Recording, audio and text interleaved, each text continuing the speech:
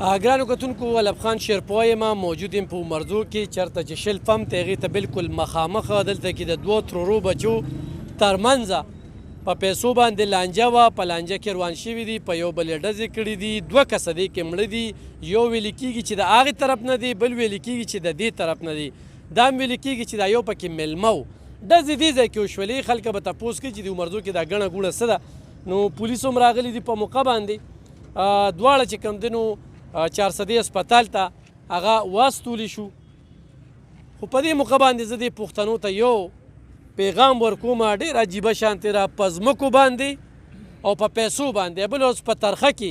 څلور خستې مړه شوې یو پکې موجوده ناظم یو پکې سابقه ناظم چې یو پکې دوه پیرې ناظم شوي دي په شاملاتو باندې ویشتلی شو څلور کسه مړه شو دا په پیسو باندې لانجه وه دوه کسه مړه شو دواړه خاندانونه تباه شو دواړه خاندانونه په ویر اخته شو پیسې پاتې مشرانو له پکار دي چې داسې قسمه خبرو کې را ترمنځه کېږي جوړ توړ کوئ او پښتنو ته مې دا خواست وي چې د مشر خبرې ته غوږ دی خو تاسو دې وخت کې وایئ چېرې زه به ډز وکړم یا به زه دا وکړم نو زورور یو الله د انسان به سي زورورتیا به سي نو په دې وړه وړه خبره باندې جنګ جګړې مه کوئ الله پاک دې دواړه خاندانونو له صبر ورکړي او الله تعالی دې موږ پښتنو له پوهه راکړي چې موږ د انا کینه حسد بغض دا د دې خپو لاندې کو او ور سړي ته د اوږه لاندې خو یو سړی مې په دې مخ ووي نو په دې بل مې موخه خو نه زه وویلم ولب خان ته یې خبرې وکړې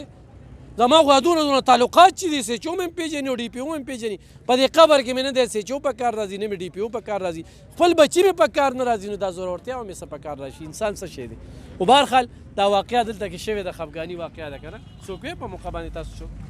من اوس راځو اوس راغلی څوک هم نه وی دلته کې نه وی یو هم په موقع باندې نو خو بهرحال الله دې خیر پېښ کړي مزید